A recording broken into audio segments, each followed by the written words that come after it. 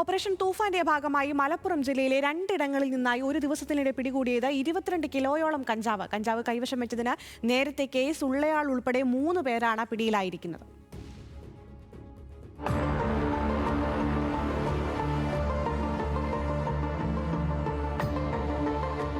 മലപ്പുറം നിലമ്പൂരിൽ 6 കിലോ കഞ്ചാവുമായി 2 പേരാണ് പിടിയിലായത്. നിലമ്പൂർ സ്വദേശി സൈദലവി, അമരമ്പലം സ്വദേശി മുഹമ്മദ് മുബഷീർ എന്നിവരെ ഡാൻസ് ഓഫ് ആണ് പിടികൂടിയത്.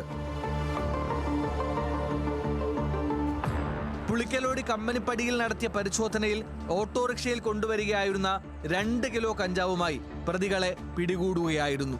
തുടർന്ന് നടത്തിയ ചോദ്യം ചെയ്യലിലാണ് മുബഷീറിന്റെ വീട്ടിൽ നിന്ന് 4 കിലോ കഞ്ചാവ് കൂടി കണ്ടെത്തിയത്. കഞ്ചാവ് കൈവശം വച്ചതിന് മുൻപും കേസുള്ള ആളാണ് പിടിയിലായ സൈദലവി.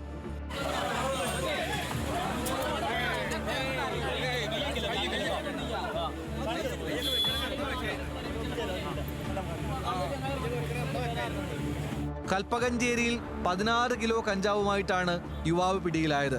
കല്ലിങ്ങൽ സ്വദേശി അത്തിക്കപ്പറമ്പിൽ ഹാഷിം കാറിൽ ലഹരി വിൽപ്പനയ്ക്ക് എത്തിയപ്പോഴാണ് തിരൂർ താനൂർ ഡാൻസാഫും കൽപ്പകഞ്ചേരി പോലീസും ചേർന്ന് പിടികൂടിയത്.